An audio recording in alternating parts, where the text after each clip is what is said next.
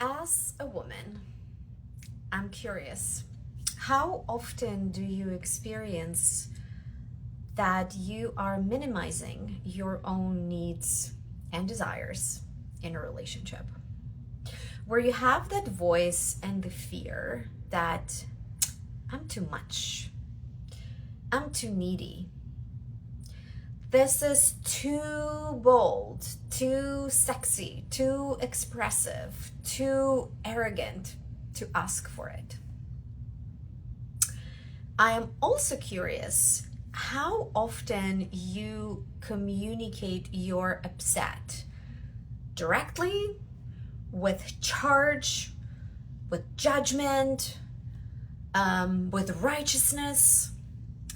And finally, I'm curious, how does that work for you?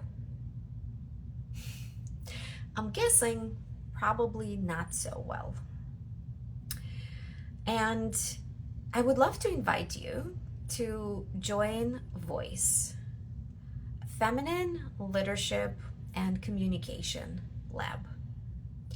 Because through my work with women, which has been for the last 5 years, I've noticed that it is solely our responsibility to own our voice, to speak our truth, to be responsible with advocating for our desires. Nobody's gonna come in and do this work for you. And no perfect boyfriend will fix your own discomfort and awkwardness around your needs, your desires, your self-expression, and your ability to stand up and sometimes fight for yourself and fight for what is deeply and truly important for you. And there is a catch. If we trained and conditioned as women to be nice and to be accommodative, then one of our character traits would be tolerating, and then what? Exploding. And when we finally speaking up whatever it is that bothers us, usually it lands for another person as accusation. It lands for another person as judgment. For some men, what they might hear is, I suck as a man, I am a bad man. So then it's nearly impossible for them to actually feel you and understand what is it that's so important to you and how they can win with you. And this is one of the biggest blind spots that I definitely had, and I'm still working on it.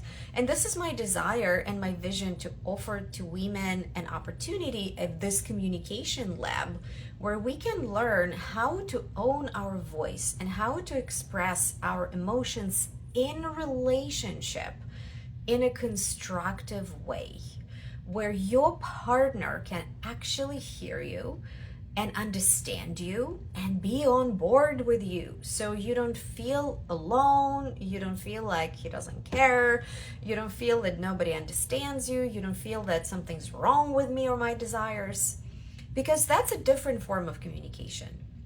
When you get angry and you just emote, let's be honest, that's not going to be very functional, conflict resolution oriented, let's find common ground conversation. And my vision for Voice is to give women opportunity to start getting more comfortable with understanding and communicating their own desires within our feminine circle and our intimate group, and then practice how I can communicate by using prompts, by trying owning my voice, expressing what is it that I want in a way where I can be felt and heard, versus I am hurting and you are responsible for that. So if you are curious, I am offering next week June 26th at 8 p.m. Eastern via Zoom, a preview call where we're going to do a couple exercises where you can get a little bit of taste what it is to be in this incredible container. So if you have any questions, reach out. Otherwise, I cannot wait to see you next week, next Wednesday.